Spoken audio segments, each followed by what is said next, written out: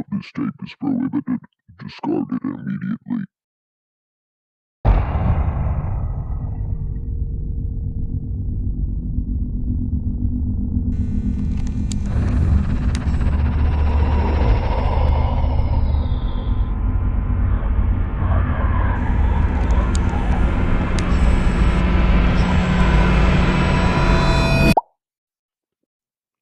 Uh, hey guys. Courageous Impulse is a story about a group of high schoolers who accidentally open a gateway to another dimension, giving them supernatural abilities and unleashing eldritch horrors upon the world. Now they must work together to keep their town safe from the supernatural while also balancing their social lives.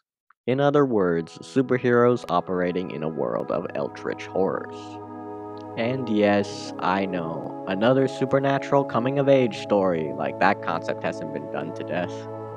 Trust me, I know, and I'm gonna try doing something a little different, yet still familiar. If that makes any sense. I'm gonna be honest, I've been trying to write this script and make this video for literal years now, but I was never able to make a script that I was fully happy with.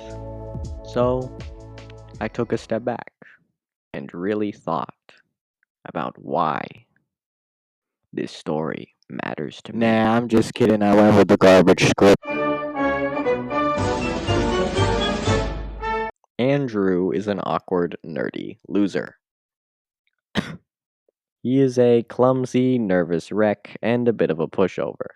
He is also incredibly kind, almost to a fault. Basically, he's a Boy Scout, minus the survival skills.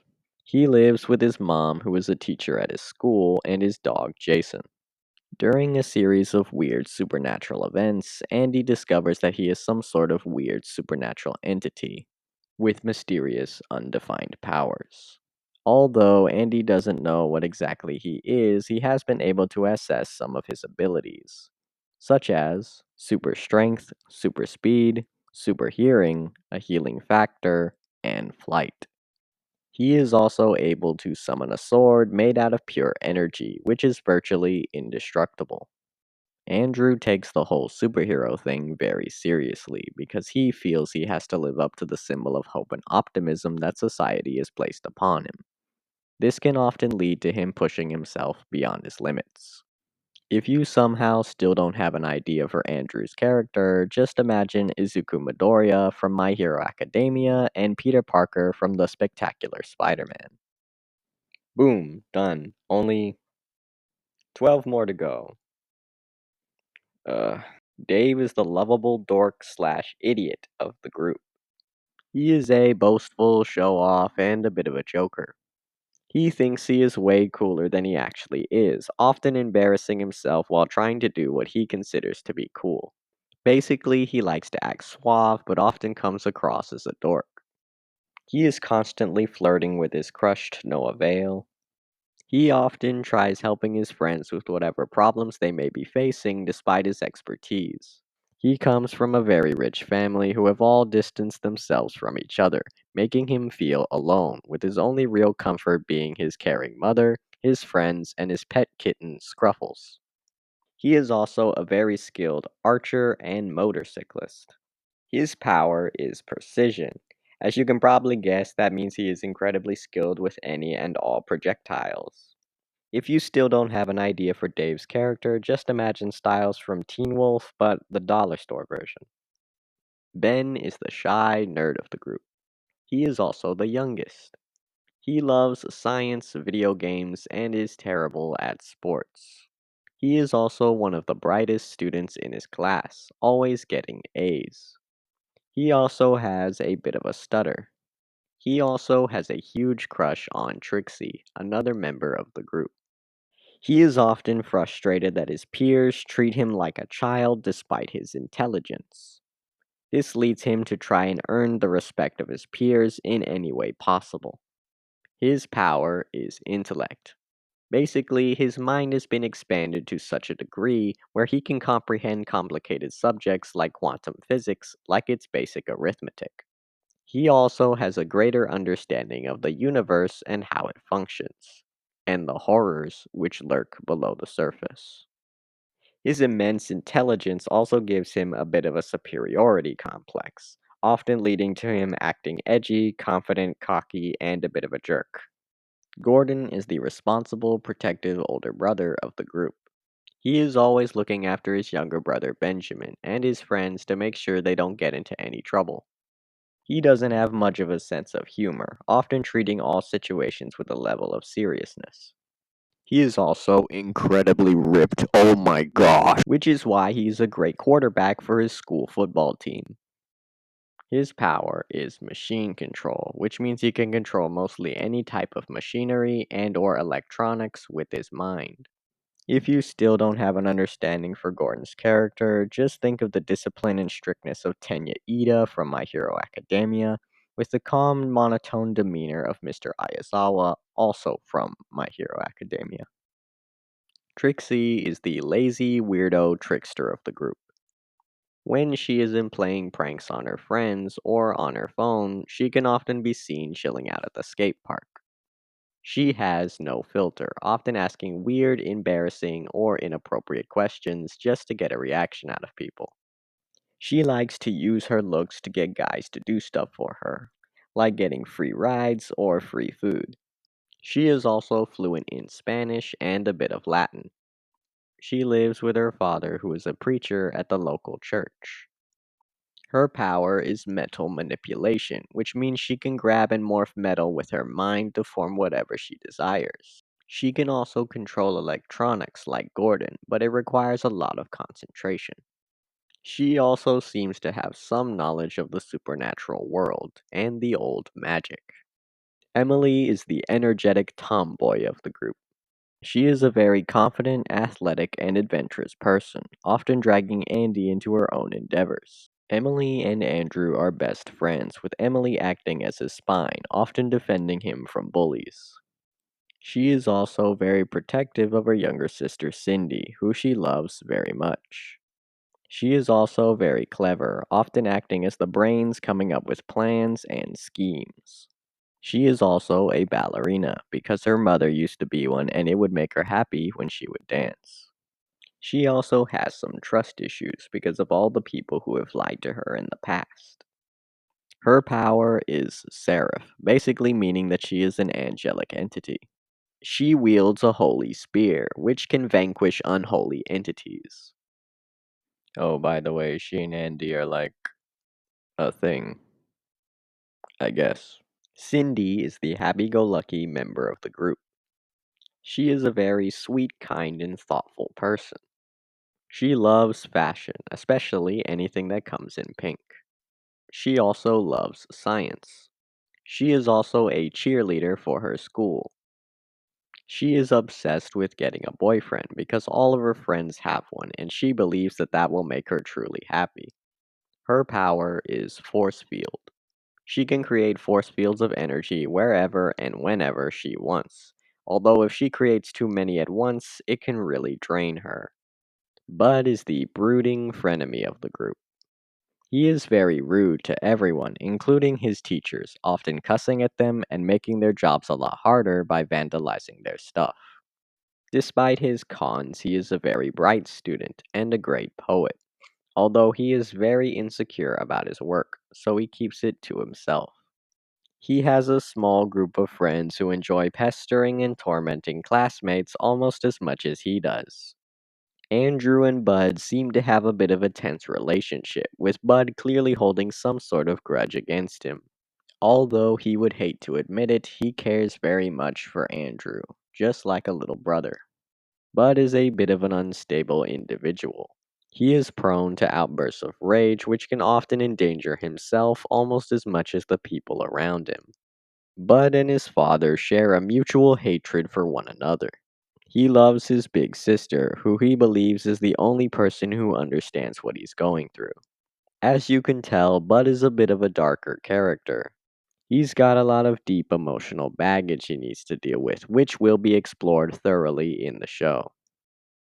If you still don't have an idea for Bud's character, just think about Katsuki Bakugo from My Hero Academia.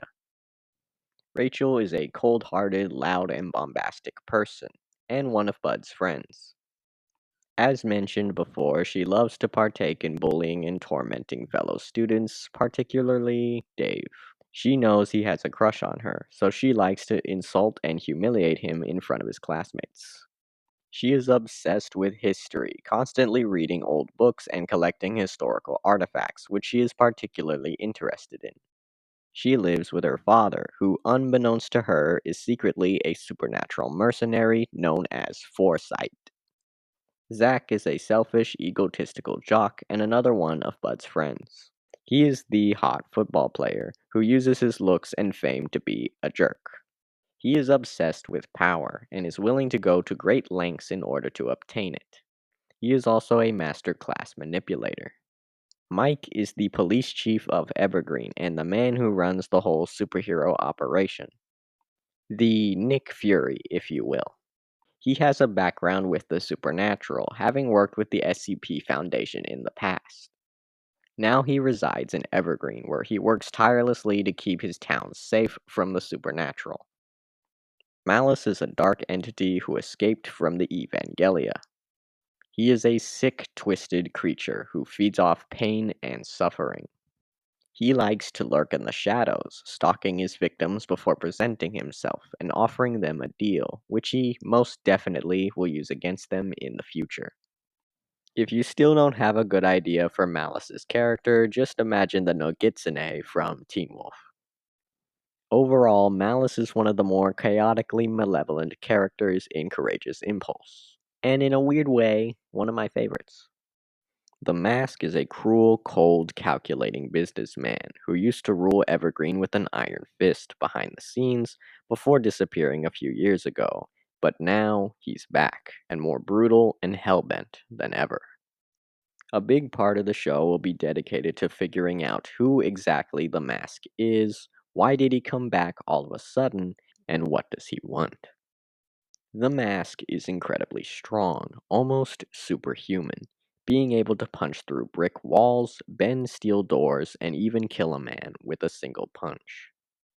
His henchmen fear him because they do not know how far he is willing to go in order to achieve his mysterious goal. If you still don't have a good idea of who the Mask is, just imagine Tombstone from the Spectacular Spider-Man. Whew, and that's it for most of the main cast. Now I know that may have been a lot to take in, but... Ow. What the... What's this?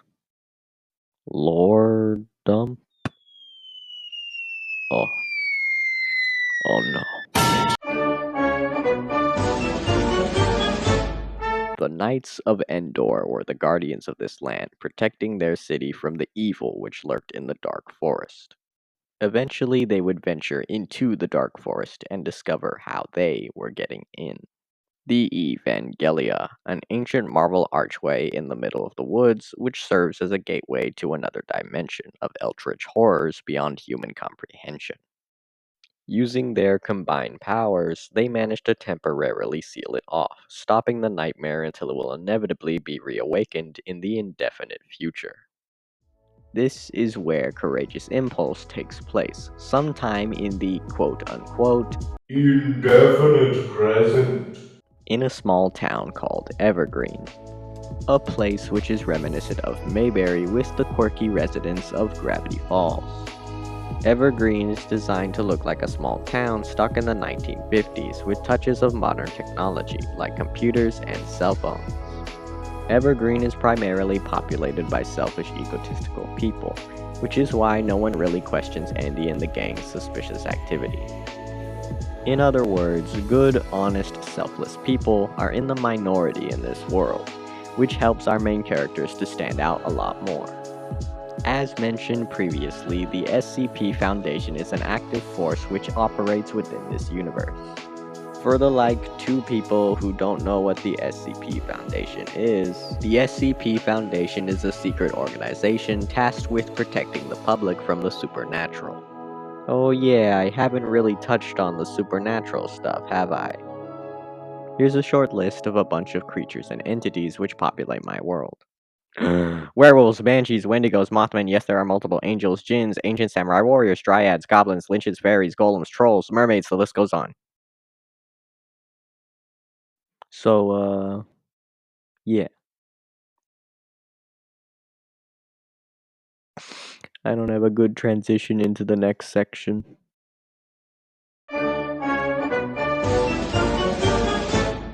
The plan is to basically do a VisiPop. Make a pilot, get a major studio to pick it up, and turn it into an actual show. Obviously, this is not going to happen anytime soon. I am still fleshing out a lot of things, like characters, plot points, and their place in the story, pacing, etc. Honestly, what is more likely to actually happen is for me to turn this into a webcomic and then turn it into an animation at a later date. You know what? I might actually do that. Yeah, don't expect it anytime soon, but I might make a webcomic out of this. In the indefinite future. Alright, that about covers everything I wanted to talk about. If you guys are somehow still here, thank you for allowing me to just ramble on about my dumb story ideas. It means the world to me. Thank you guys so much for being patient and waiting for this. I'm sorry it took so long. This has been a long time in the making, so it feels really good to finally get this out. I'm sorry if the video was a bit confusing or sloppy at points, but I tried to make it as understandable as possible. The next entry in this series is probably going to be about my noir story idea or my werewolf story idea. Alright, enough rambling. Thank you for watching, and I hope you have a nice day. God bless.